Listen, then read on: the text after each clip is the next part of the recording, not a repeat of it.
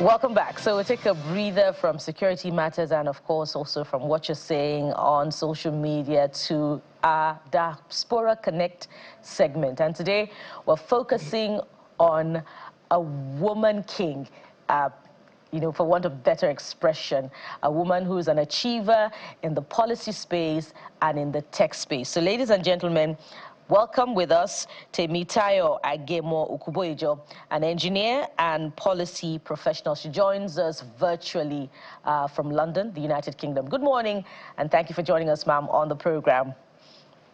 Good morning, and thank you for having me. So I'm going to start by saying that I'm angry on behalf of Nigerians for us to have a colossus like you who is in the diaspora, where we would rather need you to be doing all of those great things that you're doing back here in Nigeria. Your CV says you have degrees in engineering, public administration from prestigious institutions like Heriot-Watt University, London School of Economics, and career spanning the energy sector. Wow. So talk to us about the high points of your career in these spaces before we delve into the conversation. Oh, high points. First off, let me apologize. I'm sorry. Please don't be angry. So I'm going to do my best to find ways that I can contribute. So, and I'm working on it. So with regards to high points, I think the place to start is using my strengths, playing to my strengths. When I was like in my teens, I realized that my strengths were in the STEM subjects. I loved physics, I loved maths. To a degree, I'm not even sure I did very well to begin with, but I just particularly liked the subjects. And, that love for those subjects then meant I started putting some good effort in when I came to England. And then, of course, my first degree I got in electrical and electronics engineering. And when I completed that, I was determined to work as an engineer. So I had to get a second degree because I wanted to work in oil and gas. So I got a second degree in petroleum engineering. So my high point would be my first job. So that first job was with ExxonMobil in Aberdeen in Scotland. I was recruited as a graduate reservoir engineer, and I still remember when I got my offer letter, where I was, how I felt, how I jumped and danced around for like the next 10 minutes, and how I was on a high for the best part of 1 week, having gotten that offer. So that was my first high point.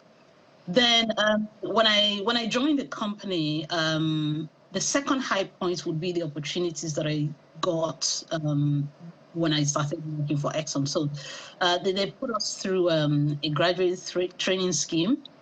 And part of that training included an executive education at London Business School. And then that was where I then got introduced into the idea of business and negotiation and strategy and building company cultures and the likes. So these were concepts that were completely different from, the technical subjects where you have immutable laws versus dealing with human beings where there aren't always laws. You just have to find your way around things and get things done, and it's not always easy.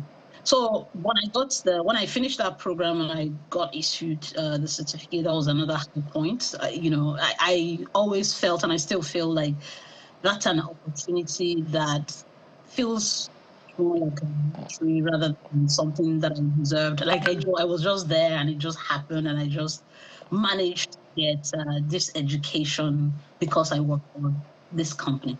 So that was my second high point. Then my next high point was, it was a bit of a mixed bag. The oil industry got depressed in 2016. Everybody who works in the sector, including Nigeria as a country, remembers 2016 because there was a significant crash in the oil and gas industry. So I had to move out of that space. Then I went to work for government. So I worked in the energy policy space. And it was a lucky time yet again because I was given a brief that was very complicated and difficult, that tested all of my methods. But I learned a lot from it. So at the time, I worked on the withdrawal agreement Brexit for the electricity market in the UK. All right. That was something. So that was another high point. So I've had all these opportunities where I found myself in places where I'd had to work very hard, but then I ended up learning a lot. And at the beginning, it felt daunting, but it came out good. Yeah. So you have both hands-on experience and policy advocacy experience as well. Let's tie to what obtains here in Nigeria. You know, we've had the opportunity to interview young Nigerians who are using local materials to assemble drones. We've interviewed Nigerians who are, you know, providing technology intervention in the agricultural space, providing manufacturing machines. So it would seem as if it's not a dearth of innovators and ideas in the tech space or in the energy space.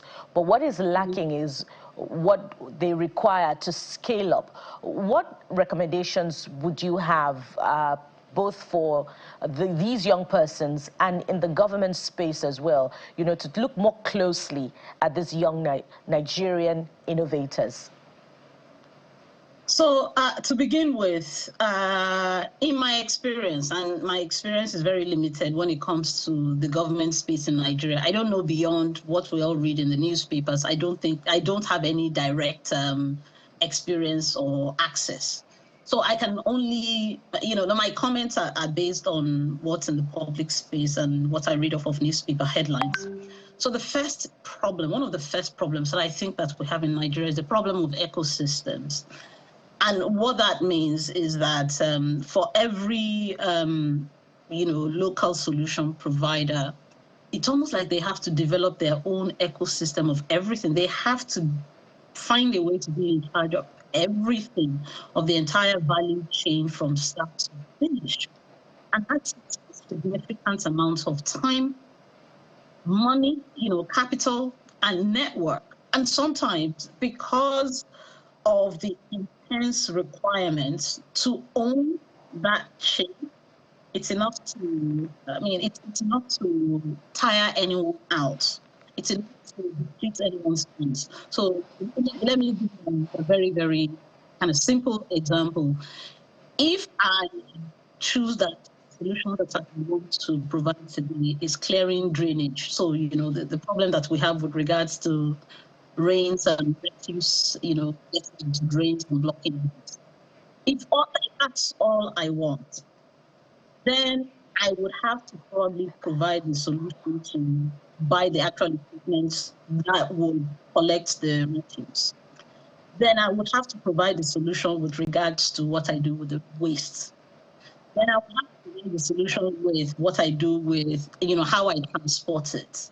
So you've got this whole thing, this whole chain where I should have other people who are collaborating with me, who are part of this ecosystem, but they're not there. So I entirely have to provide everything from start to finish. And I think that's a significant blocker. You know, it's a significant barrier with regards to getting things done. And therefore, for that reason, I have a lot of respect for people who, despite these challenges, these problems, continue to work very hard and continue to do what they do with regards to providing this ecosystem. And the fantastic thing is that sometimes when they do manage to succeed, they provide that ecosystem for other people to tap into, making, you know, other innovation perhaps less arduous and less difficult. And that would be a fine place to leave it. And sometimes when they do manage to succeed, they find their way to the United Kingdom like you, and we lose them. But we hope that doesn't happen. I begged already. I already apologized for that. All right. We have more questions for you, but we must anchor at this point. And thank you very much for your time and contribution on the program. We've been talking with Temitayo Agemo Okuboyejo, an engineer and policy professional who joined us virtually from the United Kingdom. Thank you so much for your time on the segment. Thank you. All right. All right, from here, there's more on innovation, but that will be after the break. Join us again.